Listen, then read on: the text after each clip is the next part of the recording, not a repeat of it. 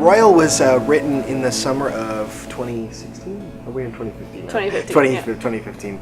We were we were asked to do a summer camp. Our district youth director had kind of told us the theme, what it was going to be for the summer. It was Royal, and we're like, let's write a song for summer camp. And so it kind of came about. And I remember at a stoplight, I whipped out my phone really quick because we don't text and drive, and I just wrote it in my notes or whatever, and it just kind of happened. And Hannah happened to be coming to the church that day to work on a few things, and I remember texting. Randomly too. Yeah, and it was cool because I remember texting her like, "Hey, I've got a special project for us today." And so we were really excited, just kind of going into it, and sat down at the upright piano, and it just like flowed so beautifully and so perfectly together. It was a fairly easy songwrite, just because God, I think, had deposited such a passion to share this story of adoption, and it was really easy to write, I think.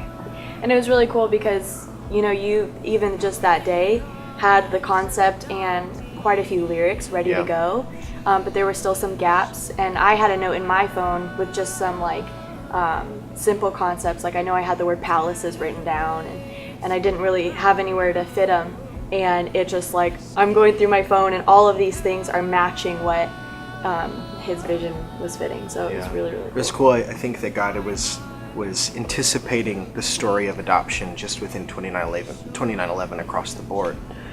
Just based upon what God was wanting to say and share with us as a congregation. I remember there was this moment when we were writing the song, and we had just kind of finished the verse and the chorus, and we were still kind of figuring out how to introduce this idea of royalty, or the song Royal, into the song, because it's such a confirming song, or a summarizing word that kind of displayed what we were trying to say with the song overall. And I remember we went to a resolving chord, and we both just kind of naturally sang Made Royal as it just kind of happened.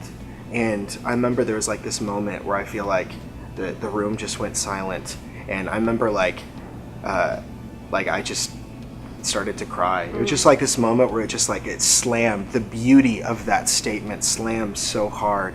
And for the first few times that we did that song, every time you would get to that moment, the first time you'd say Made Royal, like I had a hard time even singing it or saying it, because I just like my heart just dropped, because it's such a powerful statement. Yeah, I think for me, like because when you're songwriting, for me, I'm thinking a lot, and I want the chords to be right, and you're of course in the moment, but for me, the lyrics like truly came alive when we did it that first time at summer camp, and you just see a sea of 500 plus students who are probably a large amount of them struggling with this idea of identity. And so the lyrics really came alive for that first time, seeing God impact their lives and seeing them accept this identity of I have been adopted in, and the truth that no matter what you've done, where you've been, where you come from, it doesn't matter your family history, God adopts us all in. And so for me, seeing that, also, like the first 10 times singing it, I get choked up every single time,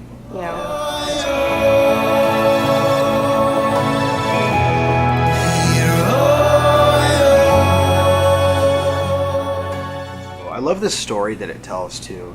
Just this story of, like it declares for us in Romans, this idea that we can call our God Abba Father.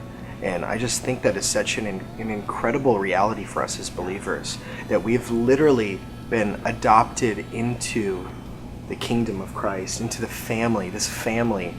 We become heirs of our God. And it is such a powerful exchange where we get to be taken in, and in that process, we trade ashes for a crown, or tattered rags for a crown. It's a beautiful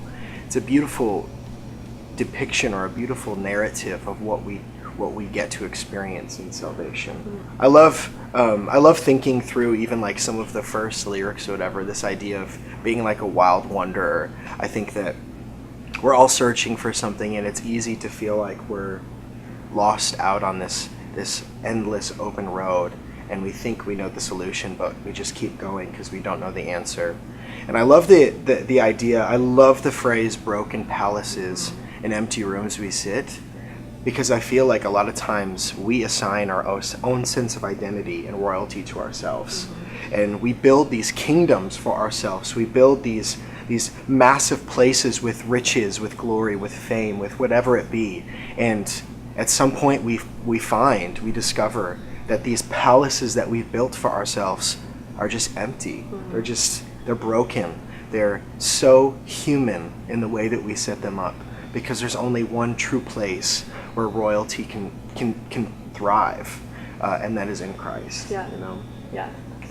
I was thinking about that, the beginning, the verse too, in these last couple days, just in a deeper way. And I think for me at the time, broken palaces was kind of a reflection of what was going on in my own personal life, you know? And sometimes we come from homes that are broken or just in a hard time, and you tend to feel very alone when you're going through that. And the beautiful thing is at the end of the song, we declare that we stand as one. And it's so powerful to have a community of believers and just good friends who support you and love you and walk through those seasons of brokenness with you.